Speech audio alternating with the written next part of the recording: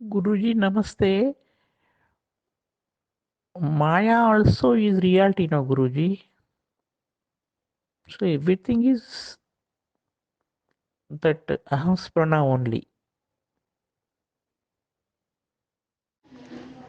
అమ్మా అన్నపూర్ణ,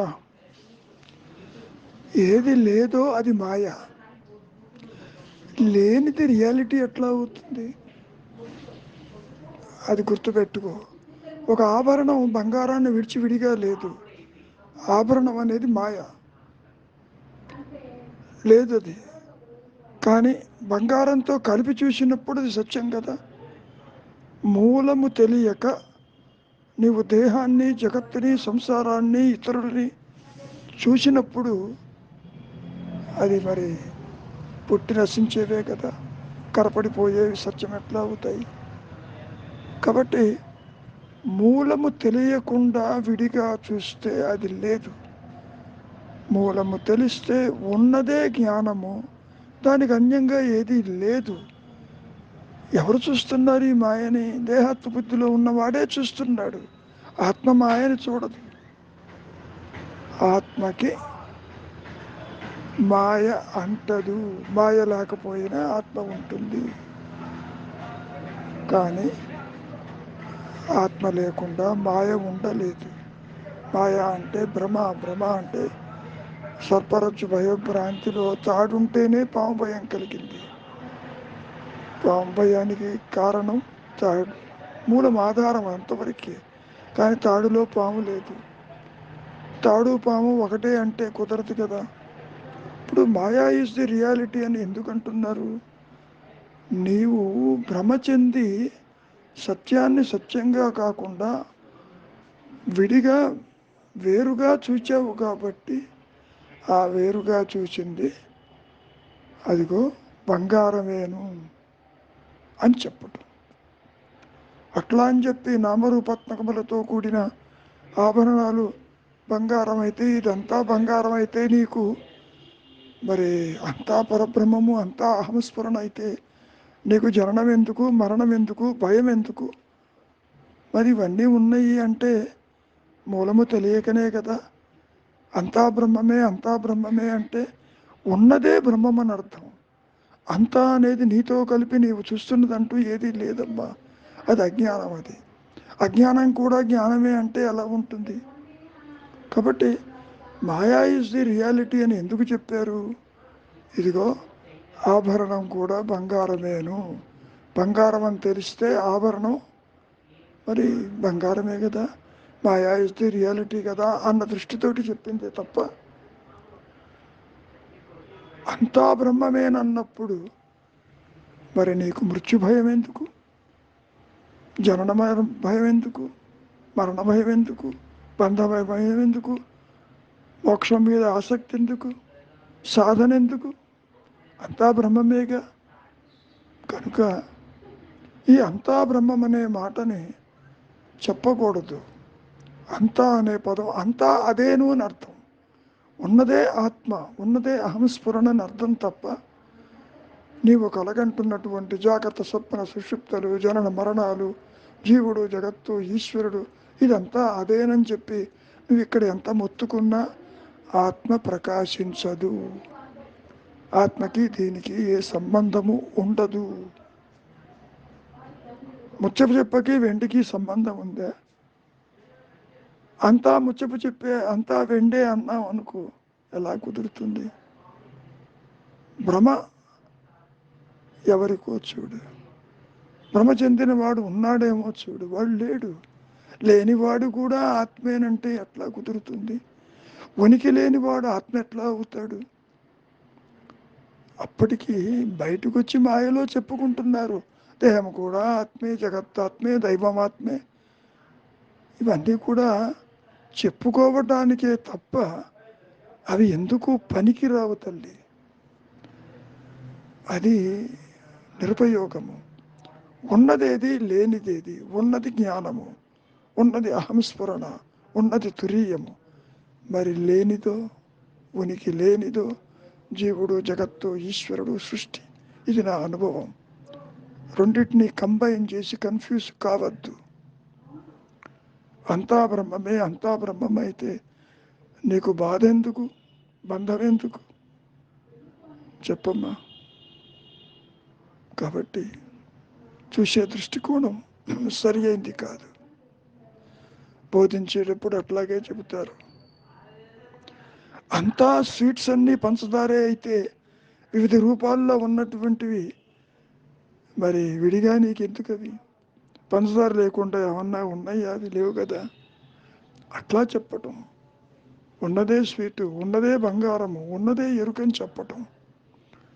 అంతా అంటే అదే మాత్రం ఉన్నదని, వేరు లేదని, అన్యము లేదని అర్థం చేసుకోవాలి తల్లి. ఆత్మకన్యంగా జడం ఎక్కడుంది? జడ చేతన్మల యొక్క కలయికే వచ్చి జీవుడు రావటానికి. అందుకనే ఉన్నాడు మహర్షి, జీవుడు ఒక ఊహా వస్తువు, ఒక ఇమాజినరీ, ఒక ఫ్యాంటమ్, ఏమా ఒక అభూత కల్పన, అది ఒక పిశాచం అన్నారు. పిశాచం కూడా ఆత్మ అంటే ఎట్లా? ఏమా అర్థమవుతుందా? కాబట్టి స్వయం ప్రకాశము లేనిది కూడా ఆత్మేను అంటే కుదరదు. ఇది గుర్తుపెట్టుకో. మాయ అనేది ఎక్కడా లేదు.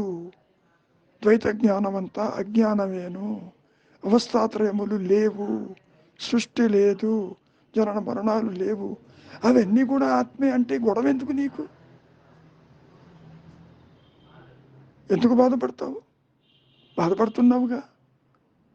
కాబట్టి చెప్పటం అనేది వాళ్ళ దృక్పథంలో చెప్పుకుంటూ పోతారే తప్ప ఉన్నదేది లేనిదేది, ఉన్నది ఎరుక, లేనిది సృష్టి. That's all. ఓకే, మౌనమే నీ సహజత్వం. అమ్మా, ఒక్క విషయం బాగా అర్థం చేసుకో. పుట్టిన ప్రతి జీవికి మరణము తప్పదు. మరణించిన దేవి తిరిగి పుట్టక తప్పదు. భగవద్గీతలో కూడా కృష్ణ పరమాత్మ అదే విషయాన్ని అర్జునుడితో చెప్పడం జరిగింది.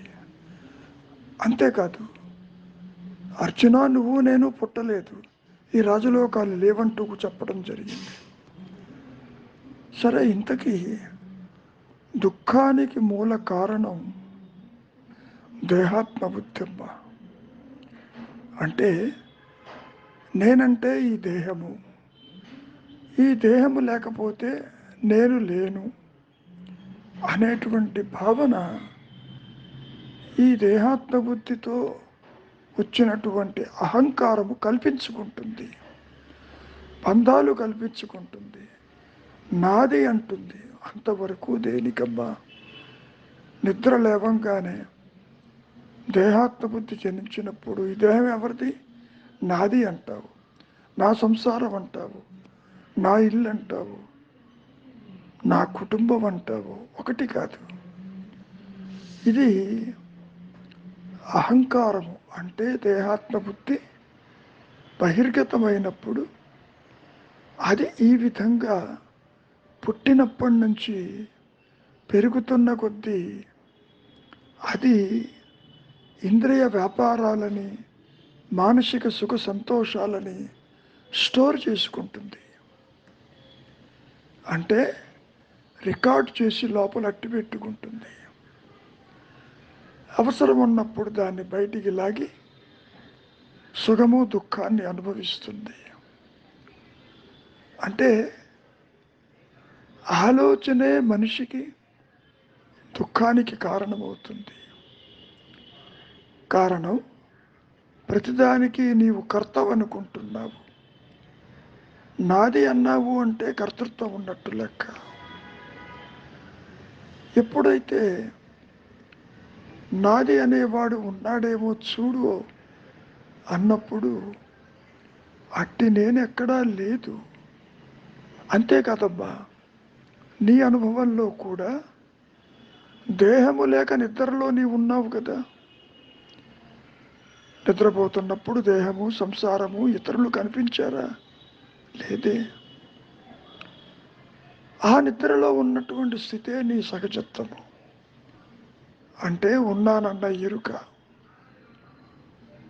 ఈ జీవితం యొక్క పరమావధి కూడా నీవుగా నిలిచి ఉండటానికి ప్రతి ఒక్కరూ కూడా ఈ మాయలోకి పిడికెడు ప్రారంధంతో వస్తారు తల్లి. ఎవరి కర్మ వారిది, ఎవరి పుట్టుక వారిది, ఎవరి మరణం వారిది. అంతా మాయలో చెప్పుకునే కొన్ని సిద్ధాంతాలు మాత్రమే. నాది అనుకున్నప్పుడు బంధం ఏర్పడుతుంది. ఆ బంధం తెగిపోయినప్పుడు దుఃఖం ఏర్పడుతుంది. సుఖమైన దుఃఖమైన అనుభవించేది ఇదిగో ఈ దేహాత్మ బుద్ధి కలిగిన ఒక మాయా నేను మాత్రమే. ఆత్మ అంటే జ్ఞానము ఏ దుఃఖము అనుభవించదమ్మా. దాని ఎదుటే ఈ జాగ్రత్త స్వప్న సుషుప్తలు సాగిపోతున్నప్పటికీ దానికి దీనికి ఎట్టి సంబంధము లేదు. సమస్య ఎందుకు వచ్చింది అంటే నీవు కాని దానితో నీ ఉనికిని ఏర్పరచుకున్నప్పుడు, అంటే జ్ఞానముగా ఉండక నేనంటే ఈ నశించిపోయే పాంచభౌతిక దేహము అని అనుకున్నప్పుడు నీ సంసారము నిన్ను బంధిస్తుంది. కారణం అది ఒక ఆలోచన. గతాన్ని విస్మరించమని ఎన్నోసార్లు చెప్పుకోవటం జరిగింది. విస్మరించకపోవటం వల్ల, స్మరించటం వల్ల జరిగేటువంటి ఇబ్బంది ఏమిటి అంటే బంధము ఒక్కసారిగా పెళ్ళుపుకి దుఃఖానికి దారితీస్తుందమ్మా. ఏ చరిత్ర అయినా తీసుకో, ఏ భారతమైనా తీసుకో, ఏ రామాయణమైనా తీసుకో, ఏ ఒక్కరైనా అవతార పురుషులు కూడా శాశ్వతంగా నిలిచి ఉన్నారా? లేరు కదా. మిగిలిన వారు కొందరిని దైవం కింద భావిస్తున్నారు. ఇక్కడ వాళ్ళు పుట్టినప్పుడు నేను దేవుణ్ణని చెప్పుకోవటంలే. నీవు చెబుతున్నావు రాముడు దేవుడు, కృష్ణుడు దేవుడు, బుద్ధుడు దేవుడు, ఈశ్వరుడు దేవుడు. ఇట్లా నిజానికి దేవుడు అనేది ఒక ఆలోచన తల్లి. జీవుడు దేహాత్మ బుద్ధి కలిగినప్పుడే జగత్తు ఈశ్వర భావనలు ఏర్పడతాయి. ఈ మూడు అసత్యాలే. ఏ విధంగా అయితే జాగ్రత్త స్వప్న సుషుప్తలు ఆ మూడు కూడా అసత్యములో సత్యము ఉన్నానన్న ఎరుక మాత్రమే. అది దేహాత్మ బుద్ధిలో కనపడదమ్మా. ఇది చీకటైతే అది వెలుగు, ఇది అజ్ఞానం అయితే అది జ్ఞానము. రెండూ కలిసి ఉండవు.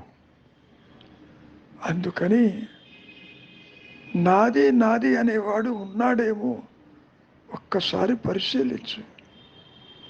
లేనివాడు బయటికి వచ్చి కర్మ ప్రభావము చేత సుఖ దుఃఖాలు అనుభవిస్తూ ఉంటాడు. ఈ దేహాలని ఆశ్రయించినప్పుడు ఒక విషయాన్ని బాగా గుర్తుపెట్టుకో తల్లి. ఇందాక చెప్పినట్లు దేహస్ఫురణ, సంసార స్ఫురణ, జగత్స్ఫురణ లేకపోయినా నీవు నిద్రావస్థలో ఉన్నావు కదా. ఆ ఉన్నదే నీ సహజత్వము. ఆ ఉన్నదే అనంతమైన ఆనందమయము. అన్యత్వము లేని చోట ఏకమే ఉంటుందమ్మా. అది ఎరుకగా ఉంటుంది. అది నా అనుభవం.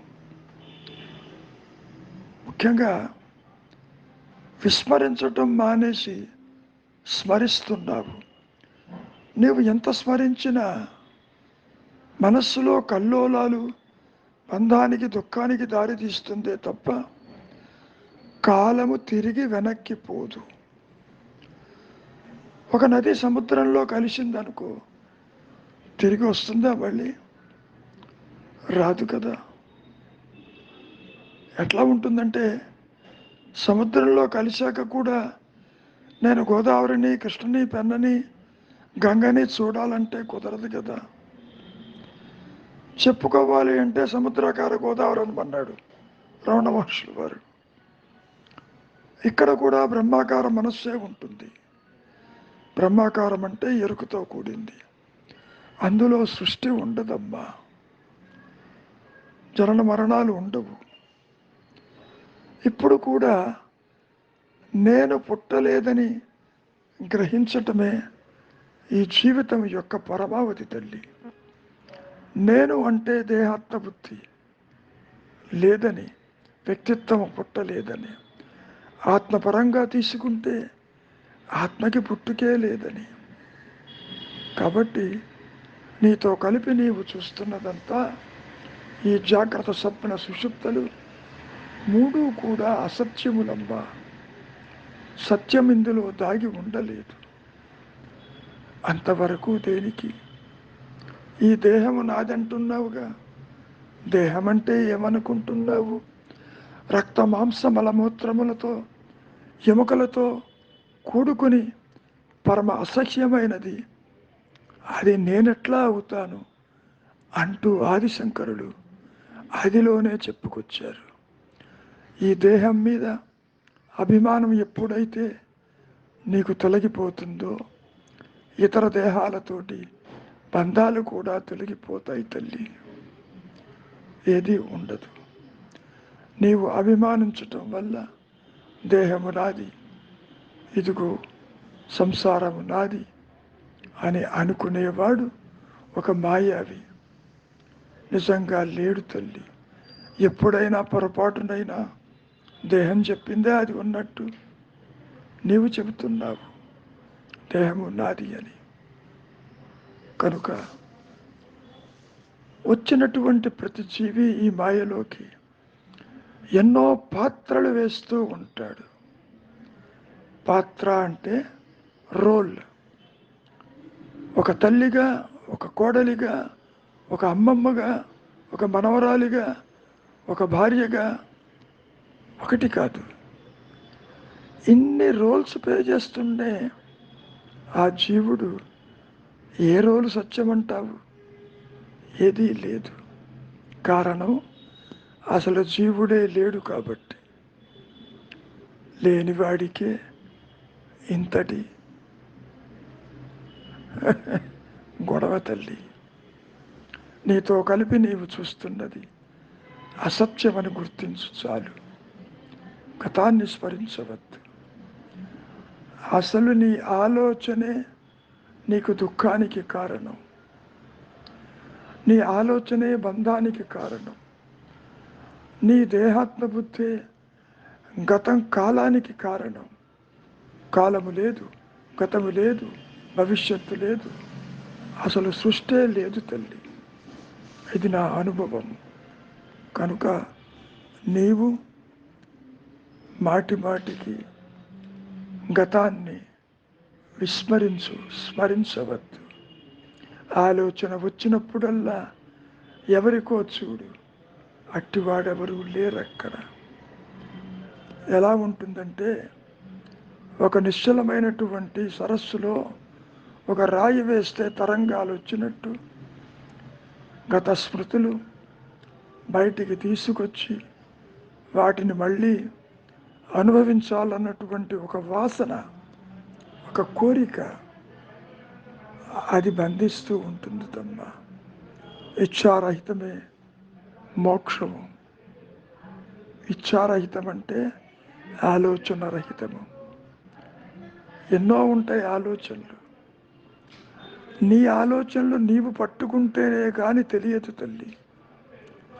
ఎవరి ఆలోచన నిన్ను బాధించదు. నీవు దాచుకున్న ఆలోచనే నిన్ను బాధకి గురి చేస్తుంది. ఆలోచన అంటే ఏమిటో ఒక్కసారి చూడు తల్లి. అక్కడ ఏమీ ఉండదు. పోనీ ఆలోచించే వాడేవైనా ఉంటాడేమో చూడు, అది లేదు. అందుకనే ఊరికే ఉండటమే శ్రేయస్కరము. నీ సహజత్వము జ్ఞానమయము, అది దేనితోనూ కలవదు తల్లి. ఈ మాయా నేను కూడా నాది నాది అంటుందే తప్ప దేహాదులతోటి కలవదమ్మా. కలిస్తే దాన్ని విడదీయటం చాలా కష్టమవుతుంది. చాలా తేలికగా నువ్వు నిద్రపోతున్నావా లేదా, దేహాన్ని అక్కడ పారేసి ఎటుపోయిందో తెలుసా నీకు? లేదు కదా. కాబట్టి అంతర్ముఖంగా చింతావిహీనంగా నీతో కలిపి నీవు చూస్తున్నది అసత్యమని, స్వప్నతుల్యమని నిద్ర లేవంగానే భావించు. అది నిన్ను ఏమీ చెయ్యదు. ఇది ఒక నీడ లాంటిది. నీడ వెంటాడుతున్నట్టు అనిపిస్తుంది. నీ దృష్టి నీడ మీద లేకుండా మూలం మీద ఉన్నప్పుడు నీడ నీకు కనపడదు. కనుకమ్మా, అధైర్యపడవద్దు. భౌతికం అంటున్నావు, భౌతికం అనేది ఎక్కడా లేదు తల్లి. ఇంకా ఉన్నారు నాతో అన్న భావనని, ఒక పుండు నయమైపోయినప్పటికీ దాన్ని గోకి కెలికినప్పుడు చిరిగి రక్తం కారినట్లుగా ఈ ఆలోచనలు రేకెత్తుతూ ఉంటాయి తల్లి. దుఃఖం నిన్ను దహించదు, నీ ఆలోచనే దహిస్తుంది. కారణం, ఇది నిజమనుకుంటున్నావు. పుట్టుక నిజము, బంధము నిజము, విడిపోవటం నిజము, జననము నిజము, మరణము నిజమని. అవన్నీ స్వప్నతుల్యాలు తల్లి. కలలో ఎంత కలగన్నప్పటికీ మెళుకు వచ్చాక నీవే అంటావు అదంతా అసత్యమని. కాబట్టి నిజమైన మెళుకువ నీవు నీవుగా నిలిచి ఉండు, ఆలోచన రహితంగా నిలిచి ఉండు. నీకే తెలుస్తుంది నేను మాత్రమే సత్యమని. నాది అనేది ఏది కూడా సత్యము కాదని, భ్రమజనితమని, స్వప్న తుల్యమని, అసలు దానికి ఉనికే లేదని. పొరపాటునైనా ఈ దేహం చెప్పిందా తల్లి అది ఉన్నట్టు? ఇతరులు చెప్పారా ఉన్నట్టు? లేదు కదా. నీవు బంధాలను ఏర్పరచుకుని నాది నాది అనుకుంటూ ఒక పొసెసర్ కింద ఈ జీవుడు భావిస్తున్నాడు. అట్టి భావనలకి స్వస్తి చెప్పు. నీ సహజత్వము ఆనందమయము, సుఖప్రదము. It is an eternal bliss only. అన్యత్వం ఉంటేనే నీకు భయానికి, దుఃఖానికి కారణం. ఏకత్వంలో అనంతమైనటువంటి సుఖప్రదంగా ఉంటావు నీవు. నీవు దేహము కాదు, నీవు జ్ఞానానికి సుఖప్రదమైనటువంటి ఎటర్నల్ బ్లిస్వి. ఆలోచనలకి అవకాశం ఇవ్వవద్దు, స్మరించవద్దు. అది నీ మాట వింటలేదు అనుకో, దైవనామాన్ని తీసుకో. రామ అను, కృష్ణ అను, డైవర్షన్. ఆ డైవర్షన్ కూడా పూర్తిగా త్రిపుటి నష్టమైపోవాలి. అప్పుడే నీవుగా నీ సహజత్వంలో ఉంటావు.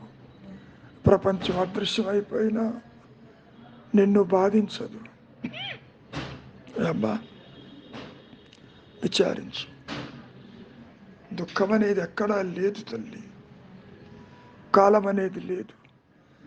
దేహాత్మ బుద్ధితో నీవు నిలిచినప్పుడే కాలం గుర్తొస్తుంది, గతం గుర్తొస్తుంది, భవిష్యత్తు ప్రొజెక్ట్ చేస్తావు.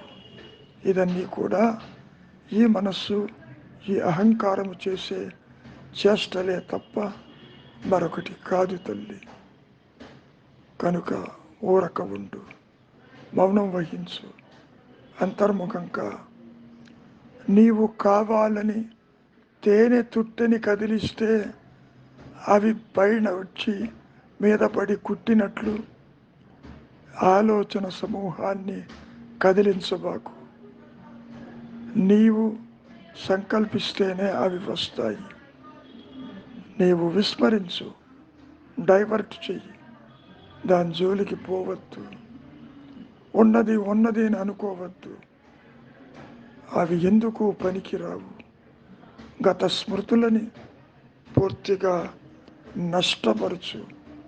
ఎట్లాగూ వాటిని విస్మరిస్తే అవి అదృశ్యమైపోతాయి.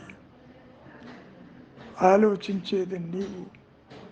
ఆలోచన లేకపోతే నీవు ఆ పరబ్రహ్మగా, జ్ఞానంగా, అనంతంగా ఉన్నానన్న ఎరుకతో ఉంటావు తల్లి. ఒకటే నేను ఉంటుంది. మంచిది.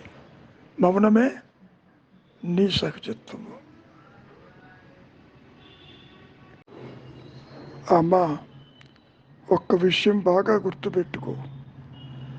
నీకు తెలిసినా తెలియకపోయినా నేను అంటే జ్ఞానము. నీవు దాన్ని అందుకోవటం కాదు. ఆ ప్రకాశమానంలో నీవు లేకుండా పోతావు తల్లి. నీవు లేకుండా పోతావు అంటే నీ దేహాత్మ బుద్ధి, పరిమితత్వము, ఈ సృష్టి, ఈ సంసారము అది ఎగిరిపోతుందమ్మా. అందరూ ఆత్మజ్ఞానానికి అర్హులే అన్నారు ఆదిశంకరుల వారు. దానికి ఏ ఎలిజిబిలిటీ క్రైటీరియా ఉండదమ్మా.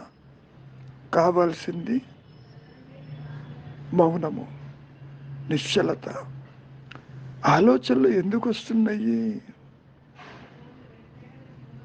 ఒక విషయాన్ని బాగా గుర్తుపెట్టుకో. ఆలోచనలకి కారణం కర్తృత్వం. కర్తృత్వానికి కారణం వాసనలు. వాసనలకి కారణం తాను తెచ్చుకున్న ప్రారంధము. ఆలోచన రావటం ఎంత ప్రారంధ కర్మయో, ఆలోచన లేకపోవటం కూడా అంతే ప్రారంధం తల్లి. దాని గురించి నీవు ఎక్కువ ఆందోళన పడద్దు, విచారించద్దు. కాబట్టి నీ సహజమైనటువంటి స్థితే నిశ్చలత. అదే నేను ఉన్నానన్న జ్ఞానము తల్లి. దాని మీదనే ఈ దేహాత్మ బుద్ధి వస్తుంది. ఆ దేహాత్మ బుద్ధిలో మనస్సు, అది కూడా ఒక సూక్ష్మదేహం. అది తెచ్చుకున్న వాసనల్ని అనుభవించటానికి ఆలోచన రూపేణ బయటికి వస్తుంది. అది సుఖం కావచ్చు, దుఃఖం కావచ్చు, ఆనందం కావచ్చు, ఏదైనా కావచ్చు. కాబట్టి నీవు దాని గురించి ఆందోళన పడవలసిన పని లేదు. సాధించటానికి చేయవలసింది ఏది ఉండదమ్మా. ఎందుకని? నీవు అదే ఉన్నప్పుడు సాధించేదేమిటి? ఆలోచన లేకపోతే చాలు. ఆదిశంకరులు ఇదే మాట అన్నారు. బంధం లేదు, మోక్షం లేదు. ఎందుకని? నేను దేహం అనేవాడు విచారిస్తే లేడు, ఉన్నదే జ్ఞానము. కాబట్టి ఆత్మజ్ఞానము, శాంతము లేదా ఎటర్నల్ బ్లిస్ అది కొత్తగా రాదు తల్లి. నా అనుభవం కూడా అదే. మనస్సు విచారిస్తే అటువంటిదేది ఉండదు. ఆది నుంచి అహంకారము తృణీకరించబడిందన్నారు రమణ మహర్షుల వారు. అంటే అసలు అజ్ఞానమే లేదు, ద్వైతమే లేదు, జనన మరణాలు లేవు తల్లి. నీవు దేహాత్మబుద్ధితో చూస్తున్నావు. దేహం అంటే నేను అనుకుంటున్నావు. కాబట్టి జన్మ అని, కర్మ అని, పూర్వజన్మ అని అంటున్నావు.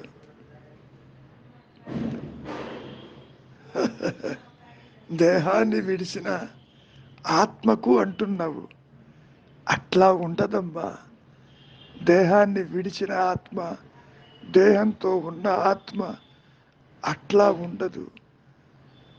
అహంకారము దేహాత్మ బుద్ధిని వదులుతుంది. ఆ మాయా నేను అది ఆత్మతోనే ఉంటుంది, ఆత్మగానే ఉంటుంది, ఆత్మ తెలియకుండా ఉంటుంది. ఈ పంచభూతాత్మకమైన మాయలోనే ఉంటుంది. వర్ష రూపేణ, వాయు రూపేణ, వృక్ష రూపేణ, ఫల రూపేణ. ఆ అహంకారము, దాన్నే మనం కాసేపు జీవుడు అంటాము, ఇక్కడే ఉంటుంది. తిరిగి స్త్రీ పురుషులు కలిసినప్పుడు ఆ దేహము ఆవహించి మళ్ళీ జీవభావన కలిగి వస్తారు తప్ప మరొకటి కాదు. లేనిదే పుట్టినట్టు పోయినట్టు అనిపిస్తుంది. లేనిది అంటే ఉనికి లేనిది. ఆత్మకి జనన మరణాలు ఉండవమ్మా, ఉదయాస్తమానాలు ఉండవమ్మా. పైగా ఇంకోటి ఏమడుగుతున్నావు? దేహాన్ని విడిచిన ఆత్మకు పూర్వజన్మలోని ఆత్మీయులతో సంబంధాలు, బాంధవ్యాలు ఉంటాయా అని. అమ్మా, అంతవరకు దేనికి తల్లి? కాసేపు నీవు నిద్రపోతేనే నీ దేహం ఎట్టిపోయిందో తెలియదే, నీ సంసారం ఎక్కడుందో తెలియదే, జగత్తు ఉందో లేదో తెలియదే. నిద్ర అనేది తాత్కాలిక, మరణం తల్లి. మరణము శాశ్వత నిద్ర. కాబట్టి లేనిది ఉన్నట్టుగా కనపడటానికి ఇదిగో ఈ అహంకారము, ఈ మాయా నేను, ఈ వ్యక్తిత్వము ఏదో ఒక దేహాన్ని తీసుకుని వాసనలను ఎగ్జిక్యూట్ చేస్తుంది. ఈ విషయం కూడా అడిగారు మహర్షుల వారిని. పూర్వజన్మ శృతులని జీవుడికి అందించటం లేదు. It is totally cut off. లేకపోతే పూర్వజన్మలో ఎంతో వైభవంగా ఉన్నానని, నేను ఇప్పుడు ఉన్నానని చెప్పి దుఃఖానికి కారణమవుతుంది. లేదా పూర్వజన్మలో హీన జన్మ అయితే ఇప్పుడు ఉత్తమమైన జన్మ అయితే ఇంకా అహంకారం పెరుగుతుంది కదా. భగవంతుడు పూర్తిగా పూర్వజన్మ స్మృతులని ఈ జీవుడికి కట్ ఆఫ్ చేసి పారేస్తాడు. ఆ జ్ఞానం ఇవ్వడమ్మా. తిరిగి మళ్ళీ ఈ అక్వైర్డ్ నాలెడ్జ్ తోడు జన్మిస్తాడు. ఈ మాయలో ప్రతి ఒక్కరూ ఆ విధంగా ఉన్నవాళ్లే తల్లి. కనుక బంధాలు, బాంధవ్యాలు అంటున్నావు, ఇవి పూర్తిగా మానసికాలు. ఒక విషయం గుర్తుపెట్టుకో, జాగ్రత్తావస్థలో జరిగిన విషయాలు కలగంటుంటే ఉన్నాయా నీకు? నీ దేహమే నీకు కనపడదు కదా. సరే, నిద్రావస్థలో నీ సహజత్వం ఉంటుంది, నీకు తెలియకుండా ఉంటుంది. నిద్రలో ఉన్నది సహజమైన నీ ఆత్మస్థితి తల్లి. ద్వైతంలో ఉన్నది మాయాజనితము. నిజానికి ఈ 3 అవస్థలు కూడా అసత్యములు. జనన మరణాలు లేవు తల్లి. కారణం, దేహం చెప్పిందా తాను పుట్టినట్టు? నీవు చెబుతున్నావు. ఈ దేహము నాది అని చెప్పేవాడు ఉన్నాడేమో చూడు. తీరా చూడబోతే అట్టివాడెవడూ లేడు. సర్పరచ్చు భయభ్రాంతిలో పావుని చూడబోతే తాడే ఉన్నది అక్కడ. అది బాగా అర్థమవుతుంది. అసలు పామే లేదంటావు, ఉన్నదే తాడు. ఇక్కడ కూడా ఉన్నదే ఆత్మ, ఉన్నదే ఎరుక, ఉన్నదే జ్ఞానము. సృష్టి లేదు, జీవుడు లేడు, జగత్తు లేదు, సంసారము లేదు, ఇతరులు లేరు, నీవనుకునే దైవం కూడా లేడమ్మా. ఇవన్నీ మానసికాలు. అందుకనే శుద్ధ సత్వ మనస్సులో ఆత్మే ప్రకాశిస్తుంది. 2 నేరులు ఉండవు తల్లి. నీవు ఆందోళన పడద్దు. సాధించేది కాదు. గతాన్ని స్మరించవద్దు, విస్మరించు. వర్తమానంలో జీవించు. అంటే నీవు నీవుగా ఉండు. మౌనానికి మించిన సాధన లేదు తల్లి. ఆలోచన లేని మనస్సు అది ఆత్మగానే ప్రకాశిస్తూ ఉంటుంది. ఇక్కడ సబ్జెక్ట్ ఆబ్జెక్ట్ అంటూ విడిగా ఉండదు. తనకు తానే గుర్తిస్తుంది. గుర్తించే నేను, గుర్తించబడే నేను ఒకటై ఉంటుందమ్మా ఆత్మజ్ఞానమందు. ఇది నా అనుభవం. కనుక నువ్వు ఆందోళన పడద్దు. మనస్సులో సంకల్పాలకి తావివ్వద్దు. దేని వెంట పరిగెత్తవద్దు. ఎక్కడో ఏదో ఉందని అనుకోవద్దు. ఎక్కడా ఏమీ లేదు. అసలు సృష్టే లేదు తల్లి. సృష్టిని చూసేవాడే లేకపోతే సృష్టి ఎక్కడ ఉంటుంది? దానికి తార్కాణము నిదర్శనము నిద్రపోతుంటే నువ్వేదైనా గుర్తించగలవా? సంసారం ఎక్కడ? సంతానం ఎక్కడ? బంధువులు ఎక్కడ? జగత్ ఎక్కడ? నీవు పూజించే దైవం ఎక్కడ? లేదు కదా. ఇవన్నీ భావాలకే పరిమితం తల్లి. నువ్వు ఆందోళన పడద్దు, మౌనంగా ఉండు, అంతర్ముఖంగా నీతో కలిపి నీవు చూస్తున్నది అసత్యముని గుర్తించు తల్లి. చాలు, ఇది ఒక స్వప్న తుల్యము. దీని జోలికి పోవద్దు. అంతర్ముఖంగా నీకే తెలుస్తుంది. మంచిది. మౌనమే నీ సగచిత్తం. నమస్కారం గురువుగారు. సంచిత కర్మ జ్ఞానం యొక్క పెరుగుదలతో ఏకకాలంలో ముగియడం అంటే ఏంటి గురువుగారు? నమస్కారం గురువుగారు. అమ్మా లక్ష్మి, కర్మ, జన్మ, ప్రారంధం అనే మాటలు పూర్తిగా మాయాజనితములు. అంటే కర్తవి నీవు అనుకున్నప్పుడు మాత్రమే నీవు చేసే ప్రతి పని నిన్ను బంధిస్తుంది. ఓకే, కర్తృత్వంతో చేసేవి బంధిస్తాయి. అయితే ప్రతి ఒక్కరూ పిడికడు ప్రారంధంతో వస్తున్నారు ఈ మాయలోకి. ప్రారంధం ఎట్లా ఏర్పడింది? అసలు ప్రారంధం అంటే ఏమిటి? ఆగామి సంచితం అవుతుంది, సంచితం ప్రారంధం అవుతుందమ్మా. దీనికి శంకరాచార్యుల వారు చక్కటి ఉదాహరణ ఇచ్చారు. ఒక విల్లు నుంచి బాణము వదిలిన తర్వాత అది టార్గెట్ని హిట్ చేస్తుంది, అది ప్రారంధము. విల్లు బాణము రెడీగా ఉంటుంది, అది సంచితము. అంబుల పొదిలో ఎన్నో బాణాలు ఉంటాయి, అవి ఆగామి. ఎట్లా ఉంటుంది? ఆగామి నుంచి సంచితము, సంచితం నుంచి ప్రారంధము. ఇట్లా ఈ బాణాలు పడ్డట్టుగా తాను చేసేటటువంటి యొక్క కర్మలు ఈ విధంగా జన్మ జన్మాలకి అవి వర్తిస్తుంది అని చెప్పడం.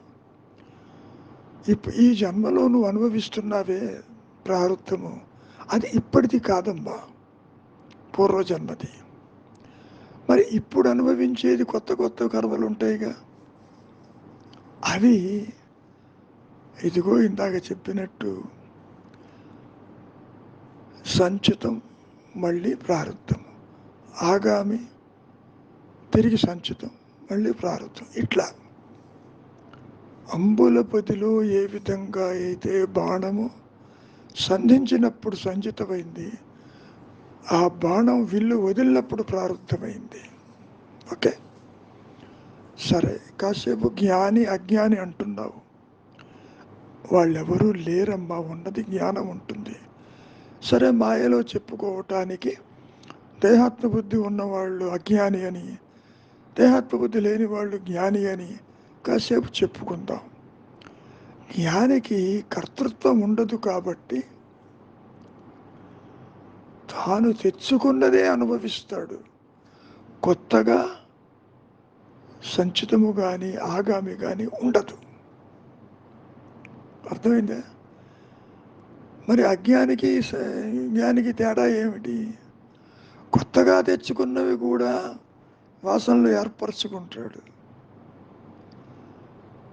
అయితే జ్ఞాని విషయంలో ఉన్న వాసనలు భోగహేతువా బంధహేతువా?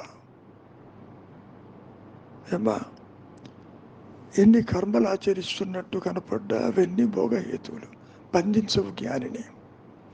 కాబట్టి కర్తృత్వము లేని కర్మలు అకర్మలు చేస్తాడు. కాబట్టి ఈ సంచితము ఆగామి అనేది ఉండదు అని మనం ఈ మాయలో చెప్పుకోవచ్చు. అర్థమైందా? అర్థం కాకపోతే మళ్ళీ అడుగు, ఉంటాను.